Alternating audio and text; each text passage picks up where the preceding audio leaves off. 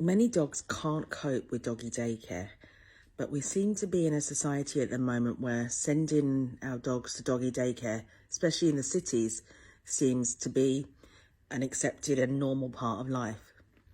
As a dog professional working often with dog behaviour modification, I would say that in my experience, there's a large correlation between dog reactivity and those that go to doggy daycare. One of the reasons is dogs have evolved over many, many years to be companions to humans.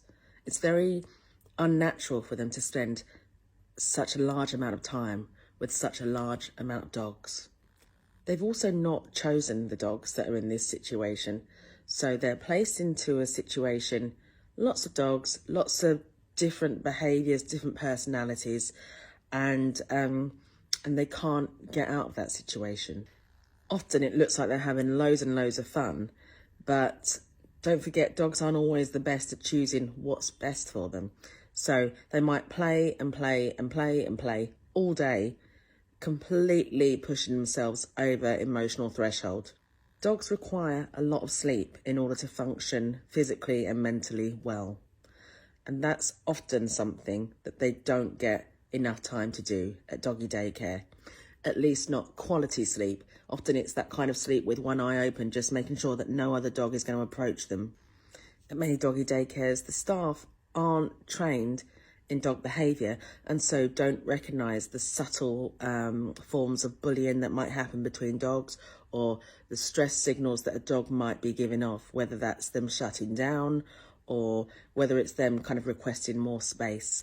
Dog guardians often report that when their dog gets home from doggy daycare, they seem really, really, really lively. And so it's really important they then feel they send their dog to doggy daycare the next day. But what's happening in that situation is the dog has been pushed to their limit, beyond their limit. They're over threshold and they're completely wired, flooded with cortisol, flooded with adrenaline. So actually, instead of being sent to doggy daycare the next day, what this dog needs is some time off. Remembering that cortisol will stay in the body for about 3 days. This dog needs some time to decompress, definitely. Other dog guardians might report that their dog comes home absolutely exhausted.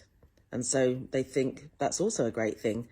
But is the dog tired after quality interactions, or are they absolutely exhausted from not having enough sleep, from handling a stressful situation all day? Are they completely knocked out because of that? I understand that some people don't have a choice when it comes to their dog. Perhaps their dog has separation issues, they can't get someone to help out.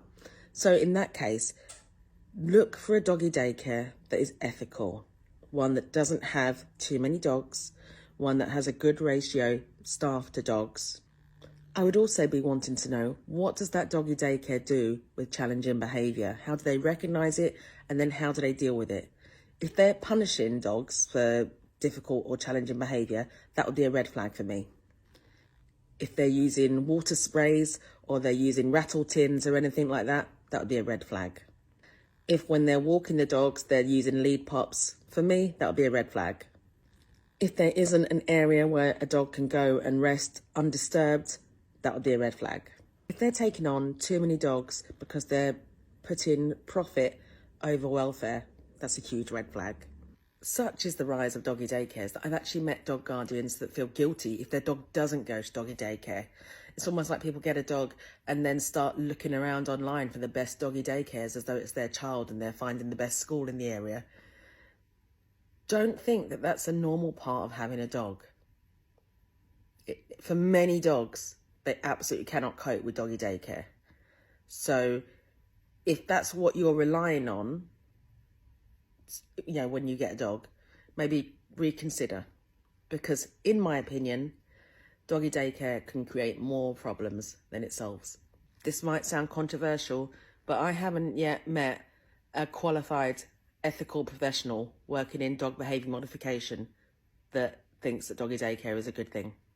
Unless they know what they're doing, their numbers are very small, they've got a lot of space, and they understand positive reinforcement.